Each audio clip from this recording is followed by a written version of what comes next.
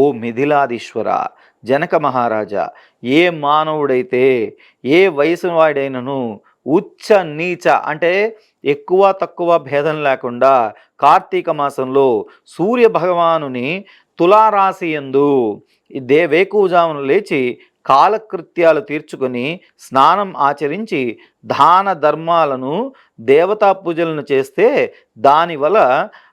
ఆ యొక్క అగణిత పుణ్యఫలం లభిస్తుంది. ఈ తులారాశిలో ప్రవేశించినటువంటి ఈ సందర్భంలో చేసేటటువంటి విశేషమైనటువంటి స్నానాలు, ఆ స్నానాల సమయంలో మనమంతా కూడా నదీ ప్రాంతానికి వెళ్ళి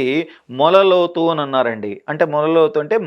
మొలత్రాడు ధరించినటువంటి నడుము భాగం వరకు లోతు కూడా ఆ నీళ్ళలో దిగి అర్ఘ్యపాద్యాదులన్నింటినీ కూడా సమర్పించి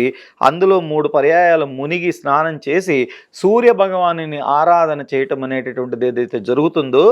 దాని వలనే ఈ కార్తీక స్నానం అనునిత్యం కూడా సూర్యుడు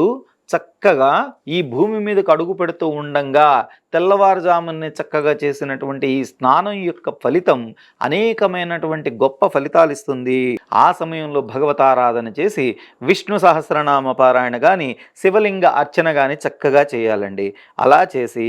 ఆ సాయంత్రం కూడా కార్తీక దామోదరుని యొక్క తలుచుకుంటూ ఆ దేవాలయాలలో దీపాలని పెట్టి ఆ స్వామిని ఆరాధన చేసి ప్రదోషకాల వేళ ఎవరైతే ఈశ్వర ఆరాధన చేసుకున్న తర్వాత విశేషమైనటువంటి ఆయన అనుగ్రహం పొందుతారో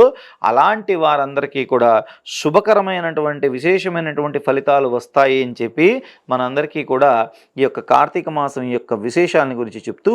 ఓ దామోదర, నేను చేసేటటువంటి కార్తీక వ్రతానికి ఎట్టి ఆటంకాలు రానియకుండా నన్ను కాపాడవయ్యా అని ధ్యానించి వ్రతాన్ని మనం ప్రారంభించాలి.